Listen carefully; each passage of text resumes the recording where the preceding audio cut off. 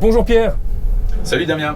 Et bienvenue chez vous finalement, puisque le Mobility Studio qu'on utilise tous les mois, en fait c'est une Citroën Ami et vous êtes directeur du design de Citroën, donc vous êtes un petit peu chez vous et chez vous également, puisque merci de nous recevoir ici à Bastogne, autour du Mardasson. Les gens ne le savent peut-être pas, mais un des plus grands designers automobiles est belge et en l'occurrence bastognard. Alors ce qu'on va essayer pendant les quelques minutes ici, c'est de mieux comprendre votre métier. Est-ce que vous pouvez nous expliquer justement, sur base de ce cas pratique, la Citroën Ami qui pour le coup est un véhicule assez original, quel a été votre rôle là-dedans?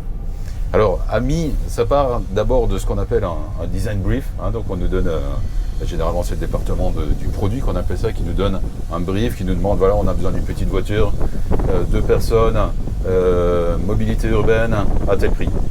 Ça peut être aussi basique que ça. Évidemment, la demande ici était extrêmement disruptive quand on voit le résultat.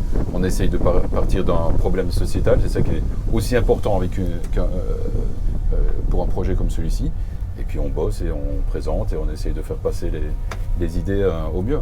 Pierre, depuis quelques années déjà, on voit quasi dans toutes les marques qui ont un modèle un petit peu iconique, ce qu'on appelle le néo-rétro, c'est-à-dire par exemple la nouvelle Fiat 500, nouvelle Mini, nouvelle Coccinelle. Chez Citroën, vous n'avez jamais ressuscité la 2 chevaux. Si on va un petit peu sur le net, on voit pourtant des projets, mais c'est toujours à titre privé. Et Citroën ne l'a jamais fait. Est-ce qu'il y a une raison pour cela ? Écoute, moi je suis content de travailler pour Citroën, une marque qui ne veut pas en faire justement du néo-rétro. C'est vrai que ça a été une mode et ça marche pour certaines marques. Si tu penses à Citroën et l'histoire de Citroën depuis 100 ans, on est quand même une marque pleine d'innovation. On essaye toujours de faire avancer le monde de l'automobile avec des nouvelles solutions comme Ami.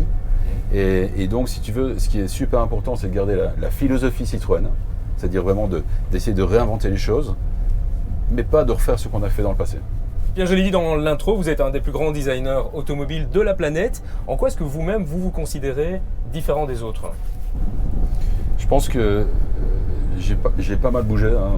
Je suis allé travailler aux États-Unis, en Allemagne, en Chine, en Corée du Sud, je suis en France maintenant. J'ai vu des choses qui fonctionnaient bien, des choses qui fonctionnaient moins bien. J'ai vu des cultures d'entreprise, des entreprises qui étaient très fortes en créativité, d'autres qui étaient plus fortes en exécution ou en performance. C'est assez intéressant.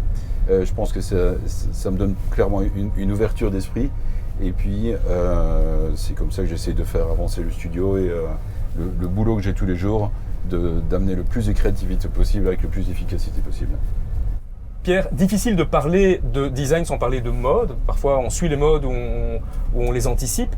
Il y a 20 ans, c'était les breaks, puis ça a été la mode des monospaces, puis des 4x4, puis depuis pas mal de temps maintenant, des SUV. Selon vous, qu'est-ce qui viendra après les SUV ? Je pense qu'une chose qui est certaine, avec toutes les nouvelles énergies et les réglementations qui arrivent, et donc les normes de CO2 qui arrivent, eh bien, on va être obligé de développer des véhicules qui sont extrêmement efficaces. Extrêmement efficaces, ça veut dire aérodynamique, ça veut dire des voitures qui sont peut-être un peu plus compactes, un peu plus basses. Donc l'efficacité va être la priorité pour toutes les marques.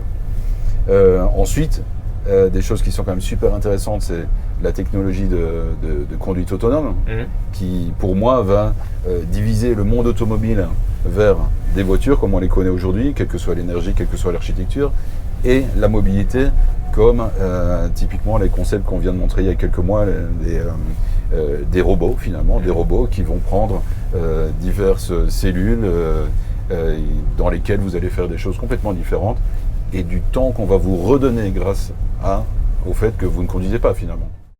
Écoutez Pierre, grand merci de nous avoir accueillis ici à Bastogne. C'est l'occasion de redécouvrir le Mardasson et surtout nous avoir fait découvrir votre métier, en espérant aussi qu'il donnera l'envie à tous ceux qui nous regardent, des jeunes générations peut-être de se lancer dans ce très beau métier.